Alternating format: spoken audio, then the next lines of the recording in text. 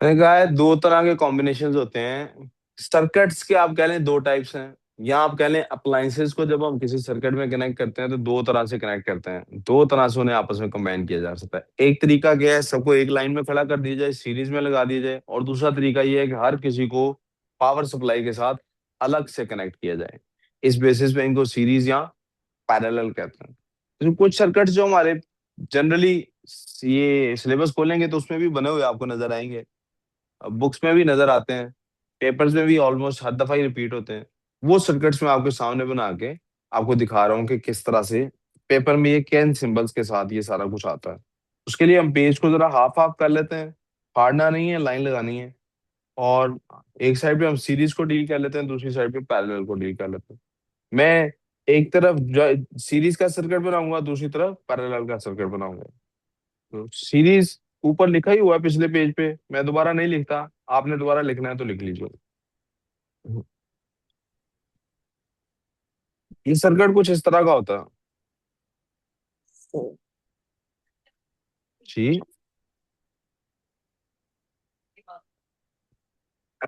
जी बेटे। हाँ मैं सर्किट बना रहा हूँ, आप एक दफा पूरा बनाने दें, क्योंकि बीच में से मैं चीजें मिटाता रहूंगा ना। बैटरी लगाने के लिए, स्विच लगाने के लिए, रेजिस्टेंस लगाने के लिए।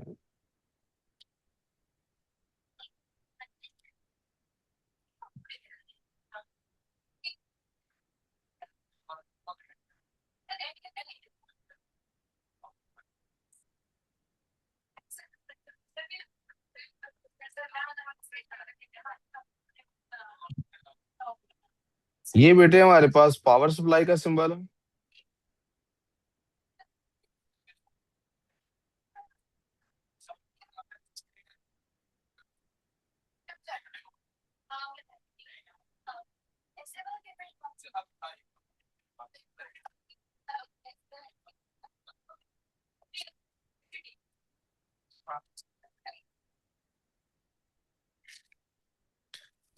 ये हम बेसिकली फोकस किस पे कर रहे हैं कि हम कनेक्ट किसको कर, हम सीरीज में क्या चीज है। सीरीज में बेसिकली है हमारी इलेक्ट्रिकल अप्लायंसेस, जो इस केस में रेजिस्टेंस है। इस केस में क्या है, आमतौर पे इस तरह जब भी होता है तो रेजिस्टेंस का नाम R1 और R2 लिख लिया जाता है, या रेजिस्टेंस बताए होते हैं। हमें देखना है कि कितना पोटेंशियल ड्रॉप हुआ है अक्रॉस रेजिस्टेंस, कितनी एनर्जी कंज्यूम हुई है। तो उसका तरीका क्या है, वोल्ट मीटर लगा होना चाहिए।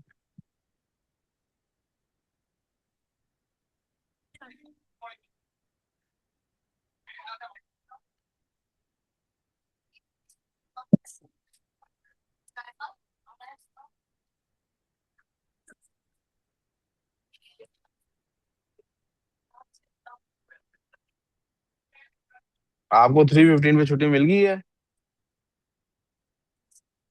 देखते हैं, आप चली जाना ना, इसको मैं रह लूंगा इधर। देखते हैं, अभी तो क्लास 3:30 तक तो क्लास जानी ही जानी है। हाँ। नहीं नहीं, 3:30 तक जानी ही जानी है, बता रहा हूँ। हाँ। उसके बाद मैंने इसको रोकना कि नहीं, ये खिला रहा है अच्छा, तो ये हम कैसे जज करेंगे कि पोटेंशियल ड्रॉप होना है कि नहीं, हम पैरेलल में क्या लगा देंगे, वोल्ट मीटर। आपने गौर करना है, मैं यहाँ पे कलर चेंज कर रहा हूँ कुछ पार्ट का।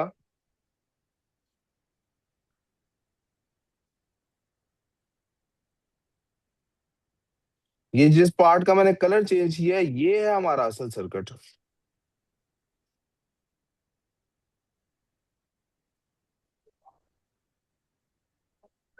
बेटे, आपका ध्यान ना पढ़ाई में नहीं है। आप ऐसा करना, रिकॉर्डिंग ले लेना मेरे से, वो सुन लेना। इस तरह की पढ़ाई ना उसमें होती है। ये है बेटे मेरा असल सर्किट। इसके अंदर ये जो पार्ट है दरमियान वाला, ये तो वो है पावर सप्लाई है।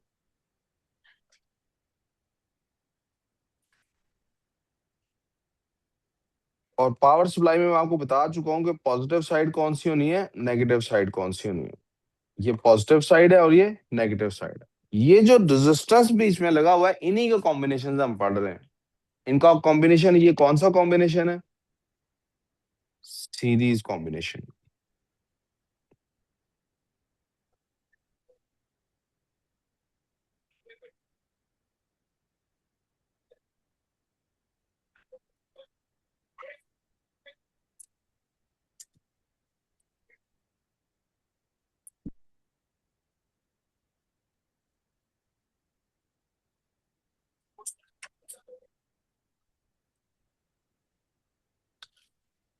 इसी तरह का एक सर्किट मैं इस तरफ डिजाइन कर देता हूँ, लेकिन मैं फर्क ये डाल देता हूँ यहाँ पे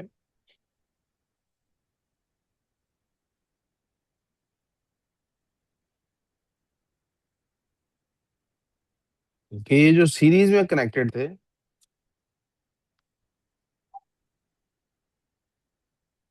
इनको पैरेलल में कनेक्ट कर देता हूँ।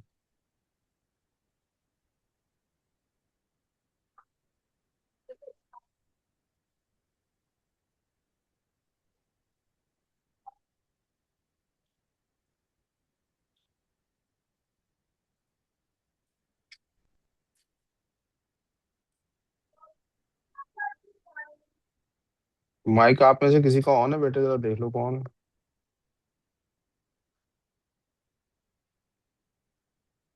ये इतनी मोटी लाइन बनाने की जरूरत नहीं है।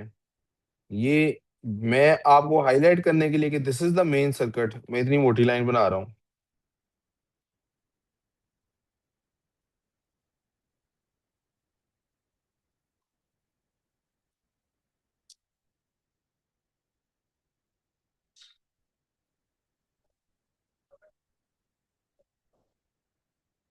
अब इसका वोल्ट मीटर कनेक्ट कहाँ पे किया जा सकता है? आप सिंपली यहां से लेके यहाँ तक भी अपने वोल्ट मीटर को कनेक्ट कर सकते हैं, क्योंकि वोल्ट मीटर ने तो पैरेलल में कनेक्ट होना ना। तो अब वोल्ट मीटर आप देखिए कि पैरेलल में ही कनेक्टेड है इन दोनों अप्लायंसेस के दरमियान।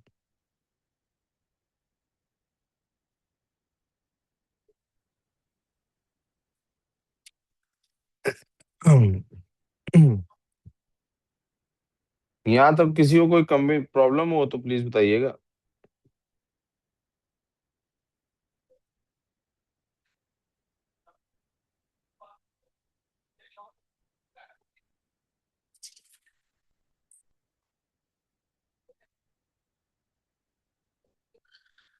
ये हमारे दो तरह के कॉम्बिनेशन हैं।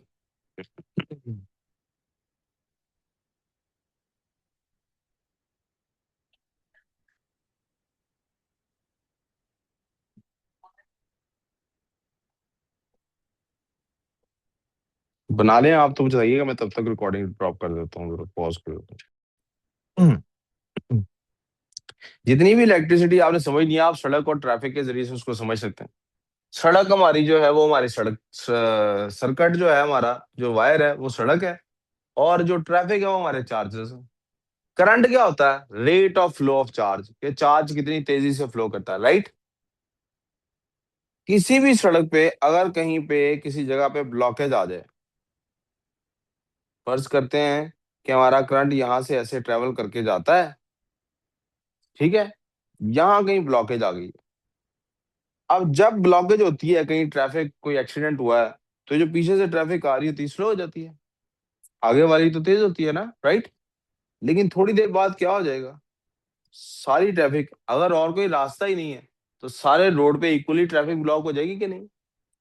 आप देखते हैं कभी जीटी रोड पे, कभी आपका चक्कर लगाओ बोस्तान रोड पे, इन रोड्स पे क्या होता है?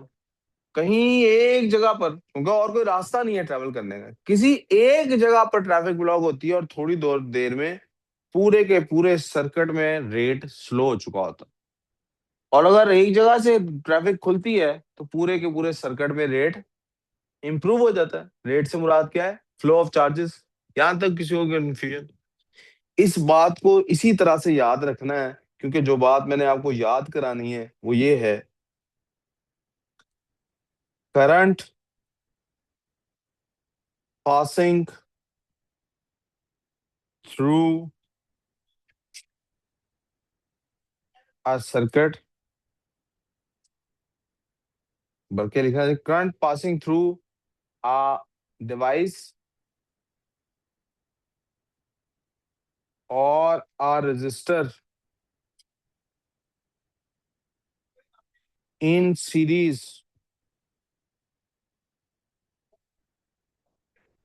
will be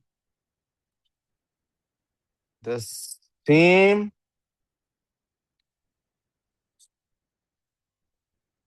throughout the circuit। अगर किसी एक जगह पे चार्ज का रेट कम होगा, हर जगह पर चार्ज का रेट, आप एम मीटर इस जगह पर लगाइए, आप एम मीटर इस जगह पर लगाइए, आप एम मीटर इस जगह पर लगाइए, कहीं भी लगाओ, आपका करंट की वैल्यू सेम निकलेगी। I1 will remain equal to I2 will remain equal to I3, which is actually the total I, जितना जो टोटल करंट है वो throughout the circuit same रहेगा। किसमें? सीरीज में। किसमें? कोई कंफ्यूजन?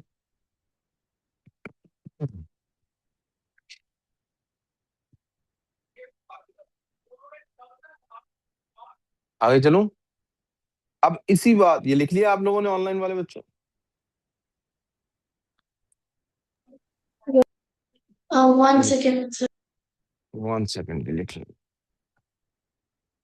करंट सीरीज में सेम रहता है, करंट Yes, sir. सीरीज में।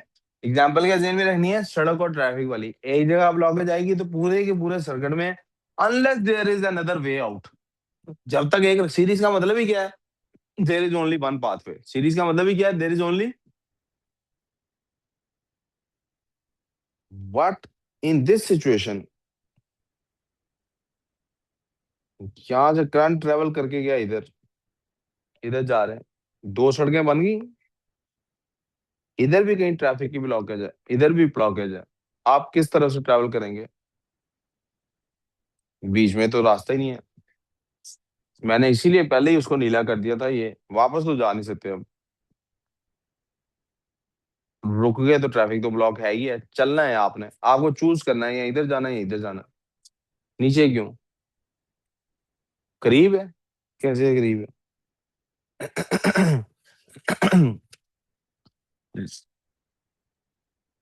ये भी आई है, ये भी आई है तो क्यों?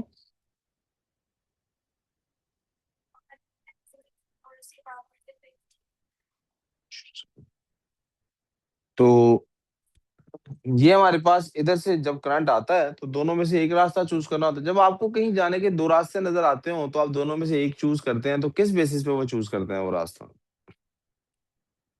बताएं, बोलो यार। कभी आप में से कोई गाड़ी चलाता है, मोटरसाइकिल साइकिल को चलाते हो? किस बेसिस पे आप ट्रेवल करते हुए कहते हैं कि मैंने इधर से नहीं इधर जाना? ज्यादा सड़कों की साइज सेम है जी दोनों का, शॉर्टर जो भी नहीं है शॉर्टेस्ट दोनों की रास्ता होता लेंथ है टाइम के हिसाब से। नहीं जी, लेंथ भी सेम है दोनों। टाइम के हिसाब से जिसमें कम टाइम लगेगा। कैसे पता लगेगा कम टाइम किधर लगना है? रास्ते की लेंथ भी सेम है, चौड़ाई भी सेम रेजिस्टिविटी है, से। सड़क की क्वालिटी भी सेम है। रेजिस्टिविटी जहाँ कम होगी। और भाई सेम क्वालिटी है सड़क की, इंटेंसिटी भी Traffic same. jam. What's closer? Traffic की वजह से। किसकी वजह से? जिधर ट्रैफिक हमको लगेगा कम है, उधर से हम, ये राइट। इसका मतलब है जो rate of flow of current यहाँ पे है, वो rate of flow of current यहाँ पे इस जगह पर I1 वाली जगह पे और I2 वाली जगह पे सेम फ्लो, और I3 वाली जगह पे भी सेम फ्लो। अगर सेम फ्लो होता तो ये एक ही रास्ता होता है, इसका मतलब सेम फ्लो। दूसरी, बल्कि इसको इस तरह से कहना चाहिए, अगर ये सीरीज में होते जैसे कि यहाँ पे है, फिर तो कहीं भी रेजिस्टेंस आता, इस रेजिस्टेंस ने जो ट्रैफिक ब्लॉक कराना वो पूरे सर्किट पे उसका इम्पैक्ट आना। इस रेजिस्टेंस ने जो ट्रैफिक ब्लॉक कराना उसने पूरे सर्किट को इम्पैक्ट करना है। लेकिन जब पैरेलल में आते हैं तो इस रेजिस्टेंस ने जो सड़क को ब्लॉक किया है उसका इम्पैक्ट पूरे सड़क पे नहीं आता। आप सामने प्लीज बोर्ड पे देख लें, इस रेजिस्टेंस ने जो ब्लॉक कराया उसका इम्पैक्ट पूरे सर्किट पे नहीं आता है, क्योंकि अगर ये ज्यादा ब्लॉकेज कराएगा हम सारी गाड़ियां इधर से निकालनी शुरू कर देंगे। इसका इम्पैक्ट पूरे सर्किट पे नहीं आता, किसी भी एक रेजिस्टेंस का इम्पैक्ट पूरे सर्किट पे नहीं आता, क्योंकि अल्टरनेट रूट हमारे पास मौजूद है। अल्टरनेट रूट हमारे पास मौजूद। इससे क्या साबित होता है कि जब सीरीज में था तब तो करंट पूरे सर्किट में सेम होता है, लेकिन जब पैरेलल में होता है, जब क्या होता है? पैरेलल में होता है, करंट पासिंग थ्रू डिवाइसेस और resistors connected in parallel is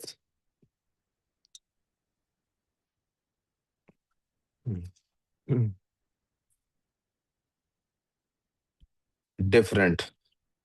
मैं नॉट सेम लिखने लगा था, मैं सोचा डिफरेंट ले देता हूँ, एक ही बात है।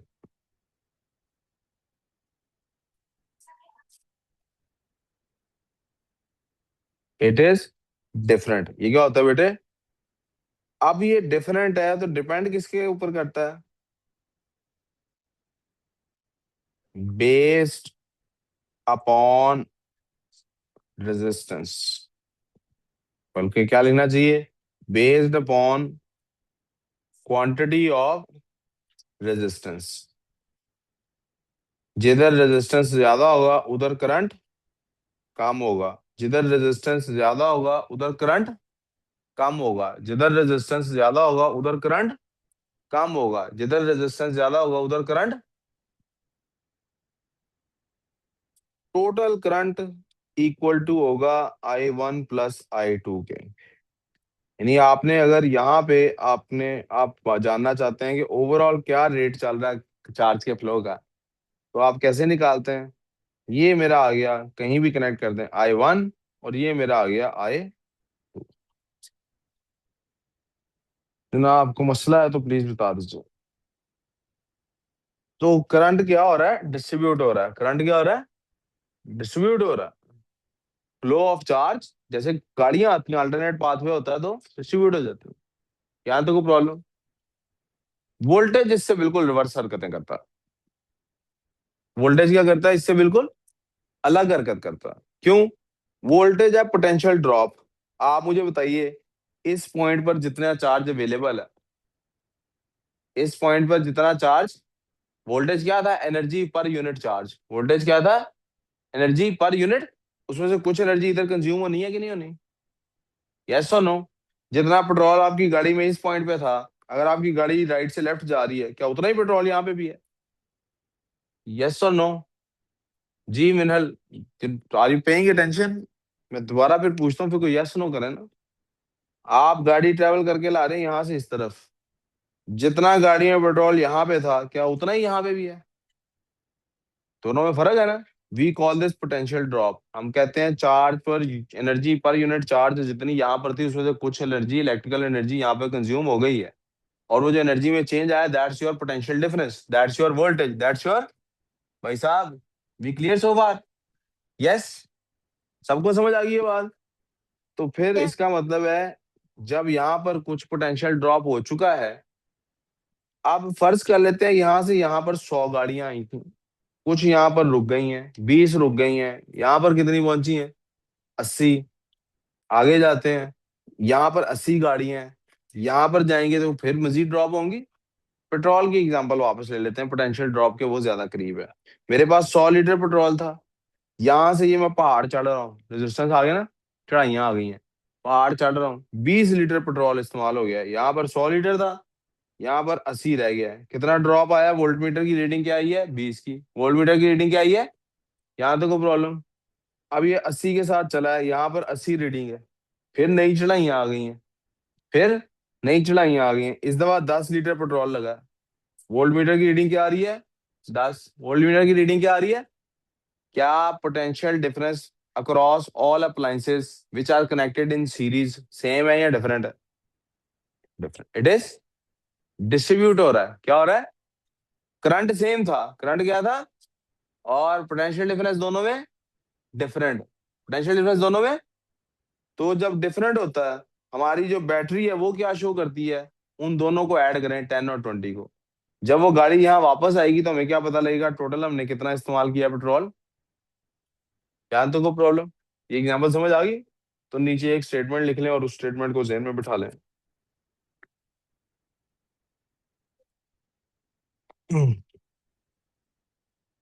Voltage across each resistance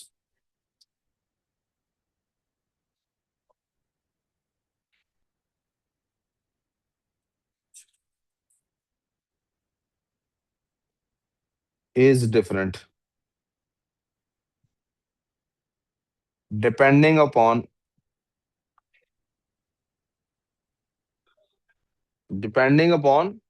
quantity of resistance. अब दोनों रेजिस्टेंस सेम होगी, दोनों चढ़ाइयां सेम होंगी, तो दोनों में 20-20 लीटर इस्तेमाल होगा। लेकिन आप देख रहे हैं कि वोल्टेज डिस्ट्रीब्यूट हो रहा है, quantity of resistance.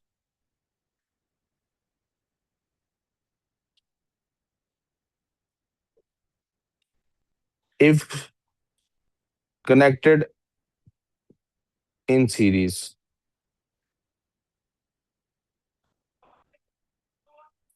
Voltage is distributed in series according to resistance। According to resistance के साथ वोल्टेज जो होता है वो क्या होता है, डिस्ट्रीब्यूट होता रहता है। क्या होता रहता है?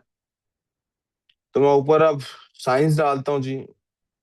क्या करते हैं जी, इनको नाम दे देते हैं V1, V2, और जो बैटरी पोटेंशियल डिफरेंस प्रोवाइड कर रही है उसको VT कह देते हैं। तो क्या होता है, VT is equal to V1 plus V। यहाँ तक कोई प्रॉब्लम, यहाँ तक कोई मसला? जी बच्चों,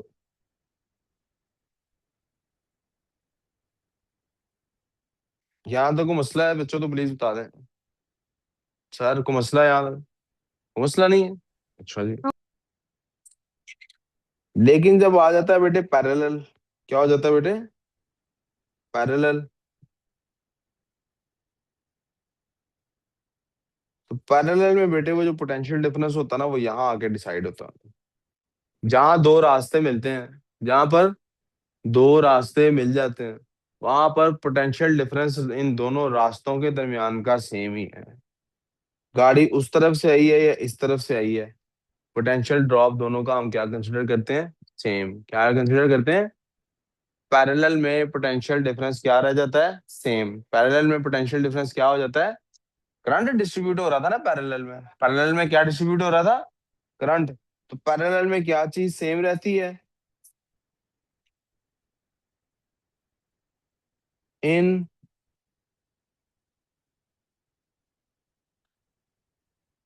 resistors connected in parallel formation, जब रेजिस्टर्स कनेक्टेड होते हैं पैरेलल फॉर्मेशन के अंदर,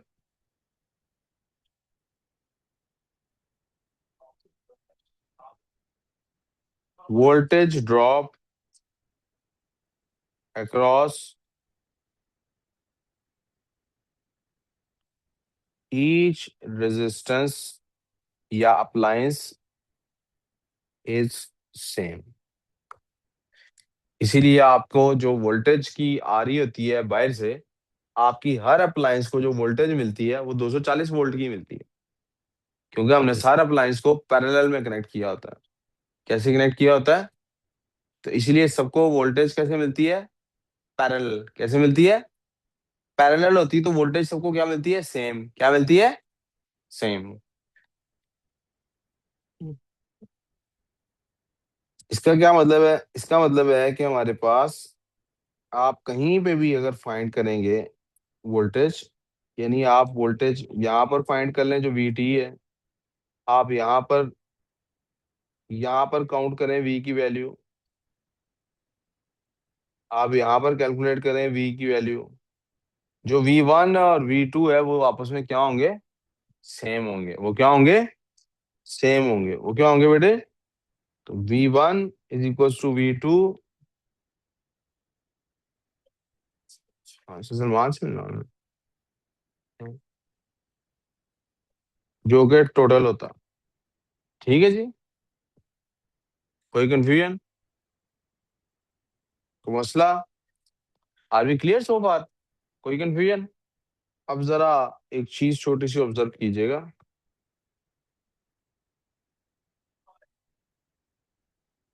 यहीं बना देते हैं। अब जरा याद करना है, सीरीज में क्या चीज सेम होती है? बोलना आपने, करंट या वोल्टेज। सीरीज में क्या सेम होता है? पैरेलल में क्या सेम होता है? दोबारा बोलते हैं। वोल्टेज किस में सेम होता है? और करंट किस में सेम होता है? वोल्टेज किस में सेम होता है? और करंट किस में सेम होता है? कोई कंफ्यूजन?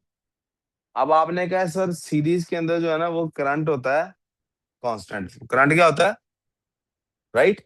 और आपने कहा पैरेलल में क्या चीज सेम रहती है? Voltage.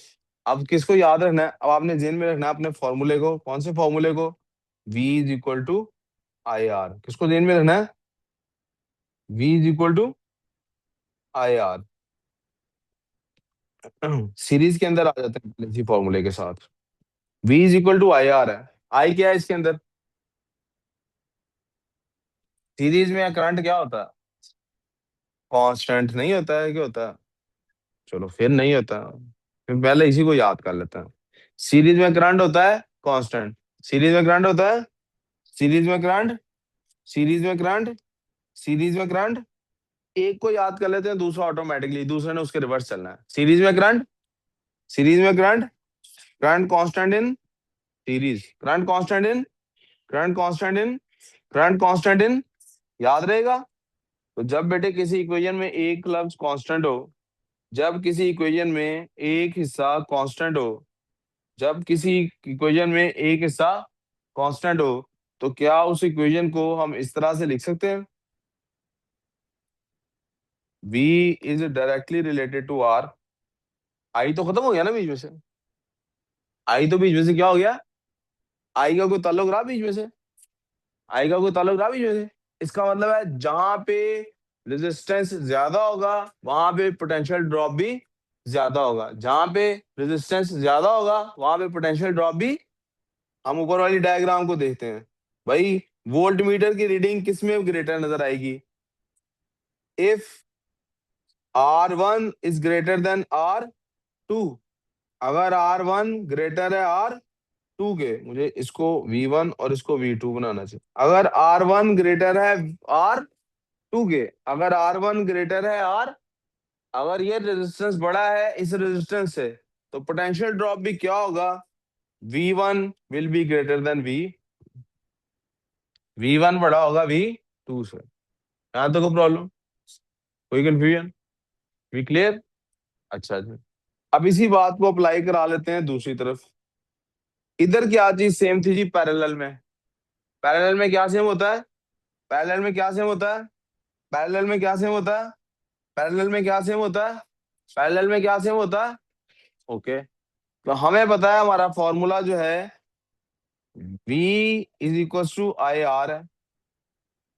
V is equal to I R है। और वोल्टेज आप कह रहे हैं कांस्टेंट है।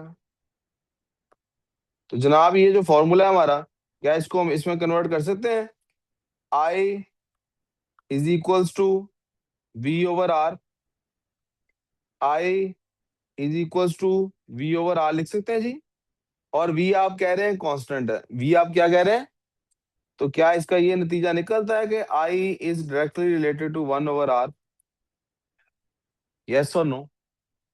इसका मतलब है करंट जो है अगर चेंज होना है, और करंट चेंज होता है पैरेलल में, और करंट पैरेलल में, तो करंट जो है वो वही ट्रैफिक वाली बात, जिधर रश कम उधर करंट ज्यादा। तो क्या होगा इसमें देख लेते हैं जी। अगर हमारे पास if R1 is greater than R2, ये आपके पास R1 है और ये R2 है, और ये I1 है जो इसमें से गुजरना है, और ये I2 है। अगर R1 is greater than R2, तो फिर क्या होगा? I1 will be smaller than I2। उधर डायरेक्ट रिलेशन था, इसलिए R1 के बड़े होने से V1 भी बड़ा हो जाता था। R1 R2 से बड़ा होता था तो V1 भी V2 से बड़ा हो जाता था। इधर इनवर्स रिलेशन है। अगर R1 R2 से बड़ा है तो फिर V1 V2 से छोटा होगा, फिर V1 V2 से कोई कंफ्यूजन, कोई सॉरी, I1 I2 से छोटा होगा, गलत जुमला बोल गया। अगर R1 R2 से बड़ा है तो I1 I2 से, क्योंकि V तो सेम रहना ना पैरेलल में, V तो पैरेलल में। कोई कंफ्यूजन?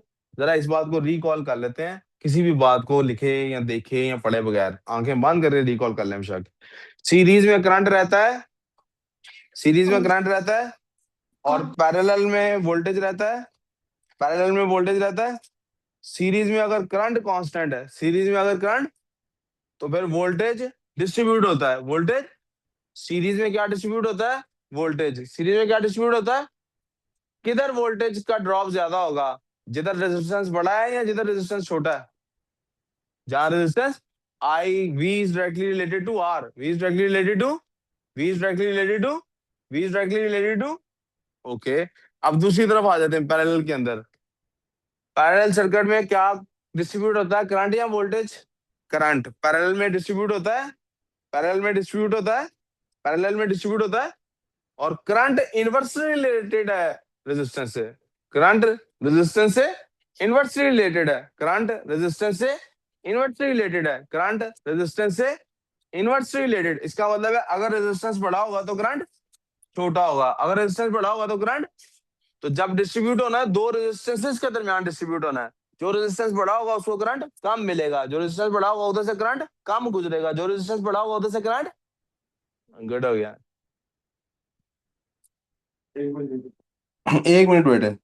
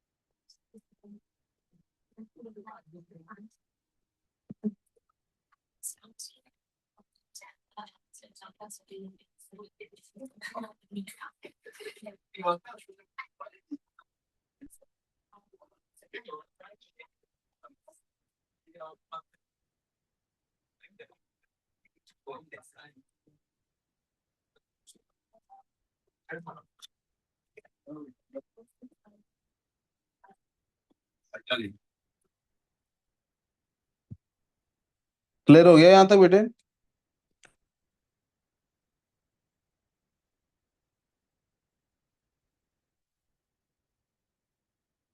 यहाँ तक मसला जी, अब वी क्लियर ऑन दिस? आए जी अब सर्किट सॉल्व कर लेते हैं एक दो।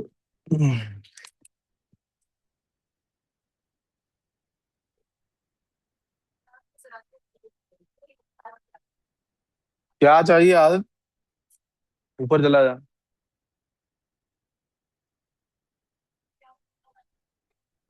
अब इस बात की जरा समरी क्रिएट कर लेते हैं। समरी क्या है इस बात की बेटे? इन सारी चीजों से साबित क्या होता है? Total voltage provided by the battery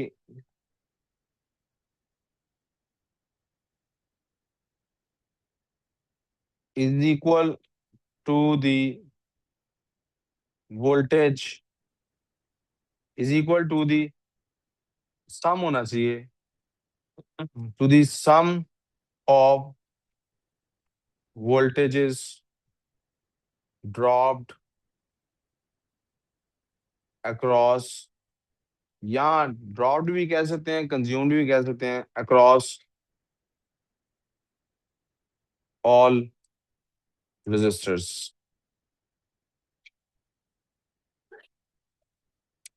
VT is equal to V1 plus V2 plus V3, right.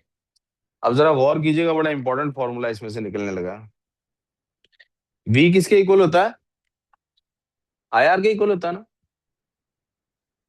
I1 plus, sorry, I1 R1 plus I2 R2 plus I3 R3। ये 3 किस लिए है कि और भी हो सकते हैं, जितने भी होंगे आगे ऐड होते जाएंगे। यस। देखो, एक बाप की विरासत 3 बच्चों में तकसीम होनी है, ठीक है। एक बाप की विरासत 3 बच्चों में, बाप के पास 3 घर होंगे तो कितने तकसीम होंगे?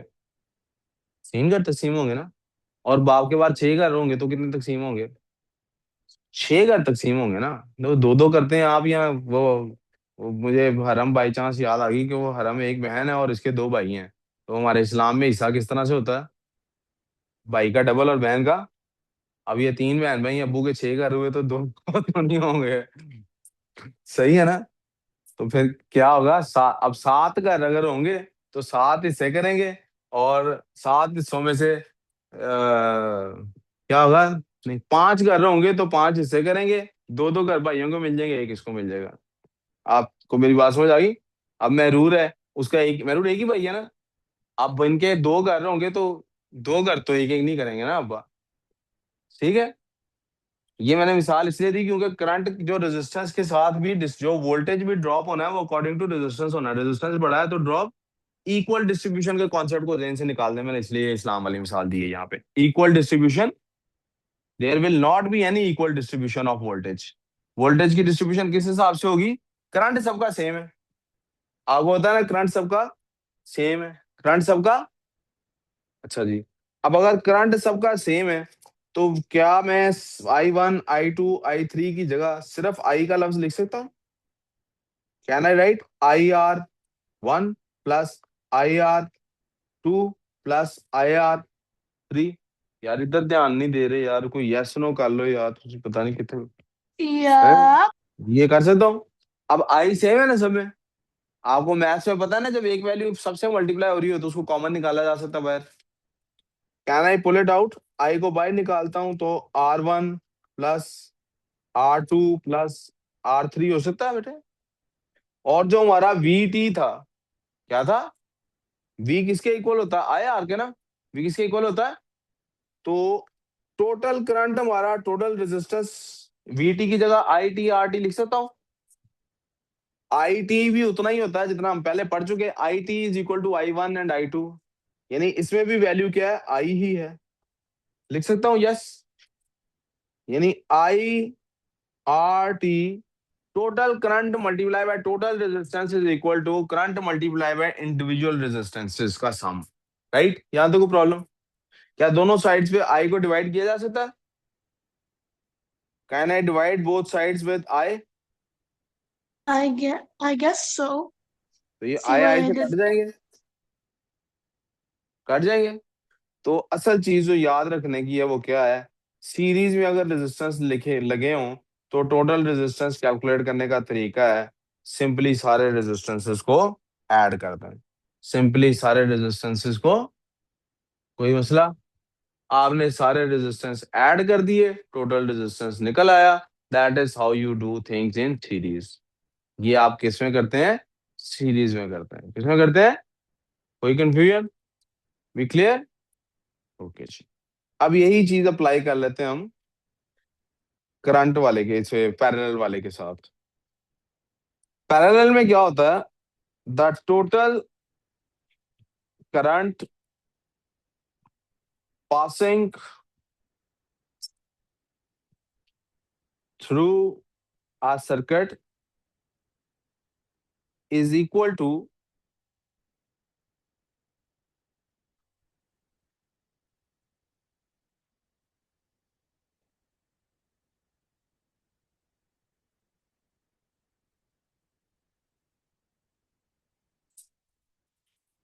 Is equal to the sum of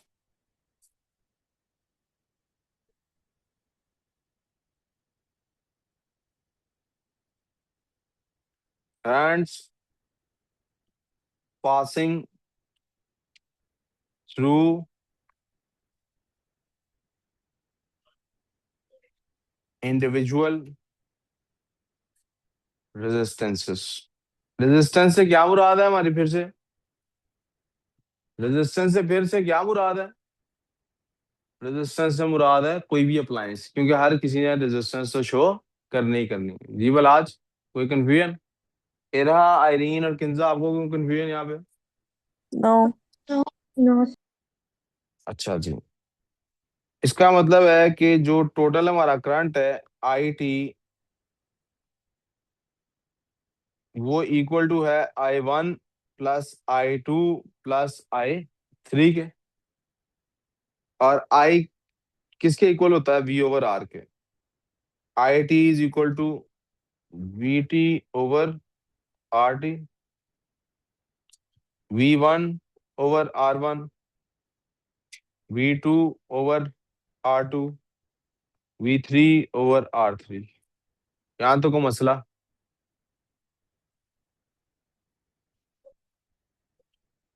सलाम अलैकुम जी, सती साहब इधर आए।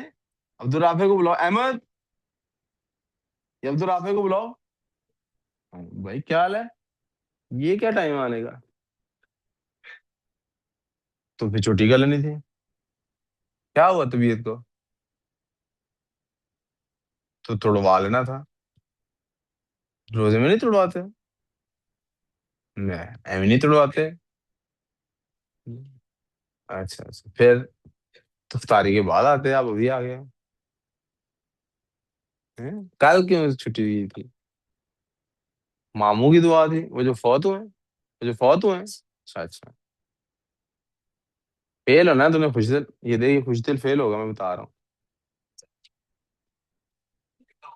मुझे तो नहीं वो तंग कर रहा, ये रोहान को क्यों नहीं वो तंग कर रहा? अच्छा बता, रोहान को क्यों नहीं तंग कर रहा आपके ख्याल में? आपको ये क्या लगता है? या तो आप मनहूस हैं, रोहान नहीं मनहूस।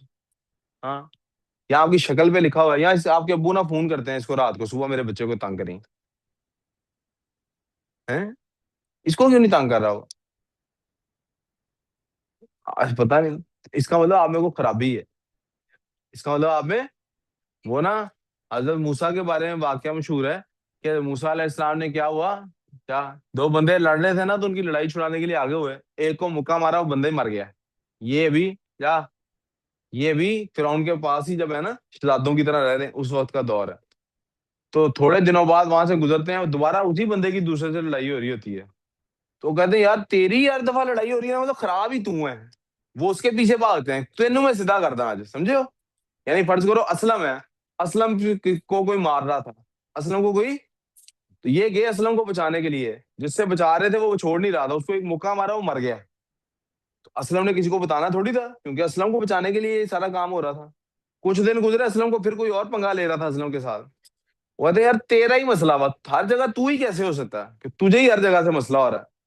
वो उसके पीछे भागते हैं, असलम पीछे से शोर करता भागता है। ओ ये वही बंदा है, इसने उस दिन उस बंदे को मुक्का मार के मार दिया था, आज मुझे मार देगा, उस दिन उसको मार दिया था, आज मुझे मार देगा। तो ये कत्ल का इल्जाम लगता है। यहाँ से मूसा फिर निकलते हैं और वो उधर जाते हैं वादी सीना की तरफ। वाकया ये कुछ इस तरह से, समझ आई मेरी बात?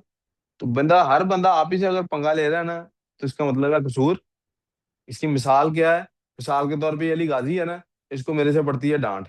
नहीं अली गाजी, अब मैं, हो सकता है मैं ही खराब हूँ, थोड़ी देर बाद सर सलमान इसकी क्लास में, तो वो भी इसी पे शुरू हो जाते हैं। अब वो करके मिसाल लेते हैं, ऑनलाइन भी है, उसकी मिसाल लेते हैं, अच्छी मिसाल है। अब अगर अब मेरे से पढ़ेगा, तो मैं कहूंगा यार ये बहुत ना इररिस्पॉन्सिबल है, कोई पढ़ाई पे ध्यान नहीं देता, ये वो। अब बकर सर मोहसिन से पढ़ेगा, वो भी कहेंगे यार इसको जरा ना थोड़ा सा। सर सलमान वो भी कहेंगे, यार ये बड़ा इररिस्पॉन्सिबल है। तो जब तीनों टीचर, मुख्तलिफ टीचर अबू बकर को ही कह रहे होंगे इररिस्पॉन्सिबल है, तो मसला टीचर में हुआ क्या? अबू बकर में। बल्कि अबू बकर को भी छोड़ते हैं, ये तो पढ़ता ही अब सिर्फ मेरे से, या सुन, हमदान की मिसाल, खुजैमा की मिसाल लेते हैं। किस किस ने उसको नहीं पढ़ाने की कोशिश की? किस किस दुनिया के? तो भाई अगर ये सारे लड़के आपको तंग कर रहे हैं, तो मसला आप में है, इनमें नहीं है। और वो मसला आप में क्या है? आपका बैठने का स्टाइल ही ऐसा है कि छड्डो पढ़ाई, मैंने तंग करो, ध्यान इधर नहीं है ना। मैं आपको इसकी मिसाल बताता हूँ, ये देखो बेटे। हाँ जी। कोई भी नहीं। अच्छा, अस्सलाम वालेकुम बच्चों। सर काम नहीं कर रहे आप? हैं? हो गया सारा कंप्लीट? मैम झूठी, मैम बहुत झूठी है ना। ये अगला पार्ट भी नोट कर लिए? ये नोट तो करे ना, कौन रोक रहा? हाँ, नहीं ना कर रहे थे नोट। हालांकि ये यही लड़ाई है फिर हमारी। लड़ाई ये है, ये हादी ने बोला, झूठ बोल रहा है। हाँ, तुम्हें यही क्या लड़ाई यही है कि सिर्फ हमारे सामने ही पढ़ाई होती है, हम ना हो तो पढ़ाई नहीं होती, फिर तो नहीं तुझे कामयाब होंगे। लिखो आगे, काम करो, शाबाश, मुझे मेरी क्लास लेने दे। तू एक काम करो, काम। अच्छा, क्या बता रहा था मैं? हाँ। खुश दिल। खुश दिल, वो आप किसी के साथ खड़े बात कर रहे हैं ना अगर, तो वो आपकी बात गौर से सुन रहा है कि नहीं, इसका सही अंदाजा पता है कहाँ पे होता है?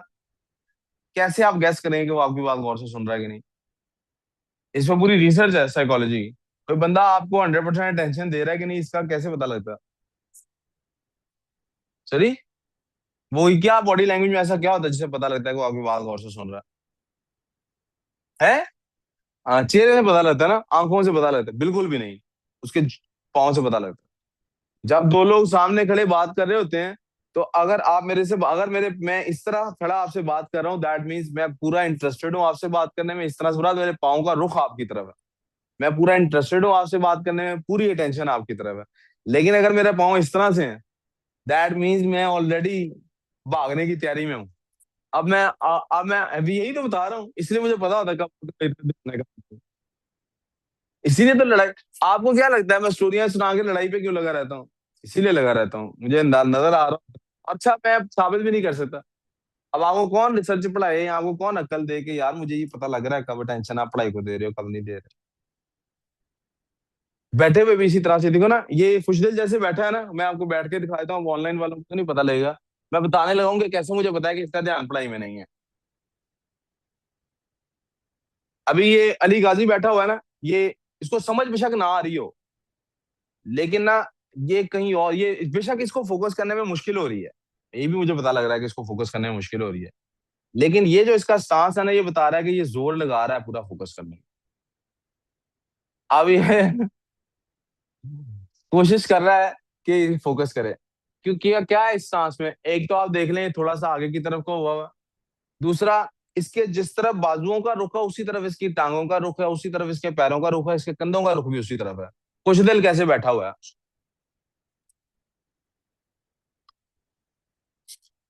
कुछ दिल का एक पाँव मशरिक की तरफ जा रहा है, एक मगरिब की तरफ जा रहा है, उसके कंधे आपस में ही जुड़ने की कोशिश कर रहे हैं, गर्दन अंदर चली गई है।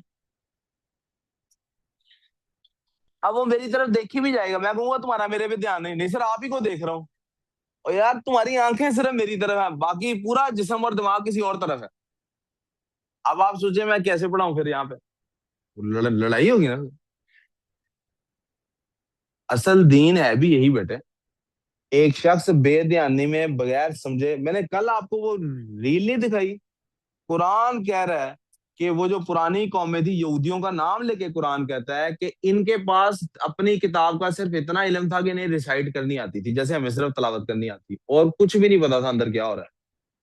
और कुरान ने उसके बारे में कहा है, ये कुरान के अल्फाज है, कि इनकी मिसाल उस गधे के जैसी है जिसके ऊपर किताब लाद दी जाए। तो हम अपने दीन के लिए भी गधे ही हैं, हम भी वही बिहेवियर कर रहे हैं ना। रेसिटेशन कौन है आप में से जिसने कुरान की रेसिटेशन नहीं सीखी हुई? देख के किसको नहीं पढ़ना आता? कौन है जो देख के पढ़ता ही नहीं है? मतलब एक तो था रूटीन में पढ़ना, वो हफ्ते 10 दिन बाद, महीने बाद ही सही, लेकिन देख के पढ़ लेता है। आप में से कोई ऐसा है जो एक दफा भी नहीं पढ़ता महीने में भी? सारे इसका मतलब पढ़ लेते हैं। अब कौन है जो महीने में एक आयत ही पढ़ता हो, लेकिन तर्जुमे के साथ पढ़ता हो, समझता हो क्या लिखा हुआ है? अब आप देख लें हमारे मुल्क में कितने लोग हैं जो ऐसा नहीं करते होंगे। तो हम अक्सरियत कौन है? तो वो आलम कह रहा था ना, कह रहा था मैं तलावत का के खिलाफ नहीं हूँ, तलावत करें, उसका सवाब अपनी जगह। लेकिन आपको अगर समझ ही नहीं आ रही, तो कुरान कह रहा है कि यहूदियों में जो ऐसे लोग थे वो गधे थे, या गधे जैसे थे। इसी तरह आप बैठे रहे मेरी क्लास में। घर तो ये मुझे असल में पता है, मैं कैसे आपके आप कैसे आपके वालिद को ये बात समझाऊं। मुझे तो इस टाइम टेंशन है ना, वो तो अपनी तरफ से जान छुड़ा बैठे। ये जो पेरेंट्स ने आउटसोर्स कर दिया है ना तरबियत को, ये एक बड़ा अजीब मामला है। वो समझते हैं हमने आउटसोर्स कर दिया, ओए जा पट्टी च पवे जाके स्कूलों का काम है इन्होंने पढ़ाने या ना पढ़ाने। यार हम सिर्फ एक रिसोर्स प्रोवाइड कर सकते हैं। असल में तो वो साल में एक दफा आपको चंडे, साल में तो नहीं महीने में एक दफा आपको, एक भी दफा महीने में चंडे मार के समझते मैं बहुत, मैंने बाप होने का किरदार अदा कर लिया ही नहीं। उनको आपको सिखाना है। अब आप मुझे एज अ टीचर मुझे देखें कि मेरे लिए परेशानी क्या है। पहली परेशानी, मेरा लेक्चर ठीक डिलीवर हो रहा है कि नहीं, ठीक है। मैं अच्छा डिलीवर कर रहा हूँ जी। मैं कुछ गलत तो नहीं पढ़ा रहा, ठीक है जी। मैं सारे काम टाइम पे करा पा रहा हूँ जी। मैं क्या अच्छे से एक्सप्लेन कर पा रहा हूँ जी। क्या मैं ऐसी मिसालें देता हूँ बच्चों से इंगेज हो जी, दे सकता हूँ जी। अब ये टेंशन के बाद अब इससे आगे, बच्चा मेरी बात सुन रहा है कि नहीं, ये भी टेंशन मैंने लेनी है। वो किसी और से तो नहीं बात कर रहा, ये भी टेंशन मैंने लेनी है। घर जाके पढ़ रहा है कि नहीं, ये भी टेंशन मैंने लेनी है। तो ये तीनों टेंशन अगर मैंने लेनी नहीं लेनी तो किसने लेनी है? घर वाला लेकिन आपका यही समझ के छोड़ के गया ना, ये भी टेंशन है यही लेगा। तो मैं पता क्या, मुझे कहता क्या परेशानी है, मुझे परेशानी है वो पता नहीं कहाँ बेचारा मजदूरी कर रहा है। वो तो सोच के बैठा है मेरे बच्चे का ख्याल सर उसामा रख रहे हैं। अब उसको कैसे पता लगे कि मैं बच्चे का ख्याल जहां तक रख सकता हूँ उससे ज्यादा रख रहा हूँ, लेकिन कुछ चीजें ऐसी हैं जो बच्चे की खुद करनी है। वहां पे फिर मुझे गुस्सा आ जाता है कि यार मैं जब अपनी जान मार रहा हूँ, इसका माँ बाप जब इसके लिए जान मार रहा है, इसको क्या तकलीफ, कर भी इसके लिए रहे। मिसाल के तौर पे ये अब्दुल्ला जनाब यहाँ से पढ़ के अच्छे ग्रेड लेके इंजीनियर बन जाता है। इंजीनियर बनता है, इसकी 1 करोड़ रुपया महीना सैलरी की जॉब लग जाती है। आप अपनी ईमानदारी से बताइए, उस 1 करोड़ में से ये क्या मंथली 10,000 मुझे भेजा करेगा? ये कभी पूछेगा भी सर आपने रोटी खाई है कि नहीं? अच्छा इसके वालदैन इधर रहते हो, ये सऊदीया में हो, ये शायद उनको मंथली, अव्वल तो बच्चे आजकल के उनको भी नहीं भेजते, शायद उनको मंथली खर्चा भेज दे, वरना वालदैन का ख्याल भी ये रखेगा वाला? कोई रखता है? इसका मतलब वालदैन जो इसको इंजीनियर, अच्छा हो सकता है इसके इंजीनियर डॉक्टर बनने तक वालदैन जिंदा ही नहीं रहे। कोई बंदा जब बच्चे हो जाते हैं ना, आपको नहीं इस बात का पता, मुझे पता है। जब बच्चे इस काबिल हो जाते हैं ना कि रोटी खुद खाने लग जाए, तो वालदैन के जहन में उसी टाइम आ जाता है मेरे जाने का टाइम आ गया, अब मेरी उल्टी गिनती शुरू हो गई। तो वालदैन भी इसलिए नहीं आपको सिखा रहे होते कि ये बड़ा, मैं बड़ा होऊंगा तो मेरा सहारा बनेगा। वालदैन भी किसके लिए लड़ रहे हैं कि यार ਇਹਦਾ कुछ बन जावे। टीचर भी किसके लिए लड़ रहा है, ਇਹਦਾ कुछ बन जावे। और ये कुछ नहीं कर रहा। तो फिर तसब्जुब भी हो गए यार, कि हम क्यों यार इतना खप रहे हैं फिर। हमसे अच्छे फिर वो लोग नहीं रह जाते जो बस आते हैं, थोड़ी देर तकरीर करते हैं और घर चले जाते हैं। उनकी जाने वाला आप पढ़ रहे हैं कि नहीं पढ़ रहे। तो हम भी फिर कॉन्सर्ट शॉन्सर्ट करा के पार्टियां ऑन करा के तो आपको पार्टी सीन पे रखते हैं। हमसे कौन सा ये काम नहीं होता। लेकिन हम कहते हैं यार इससे बेहतर है बंदा कोई और काम कर लो, ये काम नहीं हमने करना। इसलिए आपसे बार बार रिक्वेस्ट कर रहे हैं, भाई सीरियस होके पढ़ लें। जो बंदा सीरियस होके पढ़ेगा ना बेटे, जिसको अपनी ड्यूटी की रिस्पॉन्सिबिलिटी का एहसास होगा, वो बेटा अपनी तरह, अल्लाह के हाथ में होता है रिस्पॉन्सिबिलिटी भी पूरी करना, वो अपनी पूरी जान मार देगा। यहाँ बहुत सारे ऐसे बच्चे होंगे शायद जो रात को लेट सोते होंगे, फिर भी क्लास में पहुंच जाते हैं, उन्हें पता है उनकी ड्यूटी है। रोजा लग रहा होगा, बैठे हैं क्लास में। मैं खुद बजाते खुद अपने बारे में तो पूरी गवाही दे सकता हूँ भाई, मैं सारा दिन पढ़ा के भी खाप के भी तरावियां अल्हम्दुलिल्लाह पढ़ता हूँ मैं, तो उसकी अपनी एक थकावट होती है। और हमारे यहाँ जो कारी साहब पढ़ाने आते हैं वो पढ़ाते भी 20 हैं और बड़ा आराम आराम से सुकून सुकून से पढ़ाने वाले हैं। फिर उसके बाद क्लास लेनी होती है, घर बच्चों को स्कूल पिक एंड ड्रॉप देना है, सोने का अपना निजाम रोजों में तो बिल्कुल ही खत्म हो जाता है। लेकिन रिस्पॉन्सिबिलिटी है ना यार, काम करने आया हो ना, आप क्यों नहीं कर सकते ऐसे? क्या मुसीबत पड़ी हुई ना करने की? Hence, इस वजह से स्टोरी सुनानी मुश्किल हो जाती है। जब स्टोरी सुनाने लगता हूँ याद आए तो यार ये क्या कर रहे हैं यार, ये क्यों अपनी जिंदगी तबाह कर रहे हैं। खैर, पापा आते हैं, लेक्चर कंप्लीट करने की कोशिश करते हैं। इंडिविजुअल रेजिस्टेंस हमारे जनाब, इसमें हमने कहा था करंट डिस्ट्रीब्यूट होता है, पैरेलल में क्या डिस्ट्रीब्यूट होता है? जब करंट डिस्ट्रीब्यूट होता है तो total current is equal to I1 I2 I3 हो गया, इनका सम हो गया I1 plus I2 plus I3। यहां तक हो कंफ्यूजन? अब आपको पता है ना करंट का फॉर्मूला क्या होता है, V ओवर टोटल करंट के लिए VT/RT, और इंडिविजुअल करंट्स के लिए V1/R1, V2/R2, V3/R3, ऐसे ही चलेगा। अब आप याद करें पैरेलल में भी हमने कहा था करंट और वोल्टेज में से कोई एक चीज कांस्टेंट होती है। कौन सी कांस्टेंट होती है पैरेलल में? वोल्टेज। पैरेलल में क्या कांस्टेंट है? तो मैं यहाँ सारे वोल्टेजेस के लिए वी लिख सकता हूँ, सेम वेरिएबल यूज कर सकता हूँ सबके लिए क्योंकि सेम वैल्यू है ना। R T is equal to V over R1 plus V over R2 plus V over R3। Yes. अब वी कांस्टेंट है, क्या मैं सारी इक्वेशन को वी पे डिवाइड कर सकता हूँ? Can I divide both sides with we?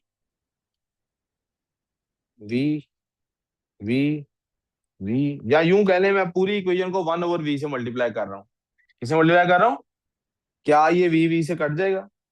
ये वी इस वी से, ये वी इस वी से, ये वी इस वी से, क्या हमारे पास 1/RT is equal to 1/R1 plus 1/R2 plus 1/R3 बन गया कि नहीं बना?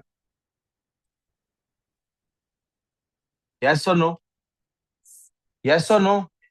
तो इसका मतलब है जब भी आपने रेजिस्टेंस कैलकुलेट करना है, अगर सीरीज में लगे हुए हैं सिंपली ऐड कर दें, और अगर पैरेलल लगे हुए हैं तो उनके रेसिप्रोकल्स को ऐड करें, वो टोटल रेजिस्टेंस का रेसिप्रोकल बन जाएगा।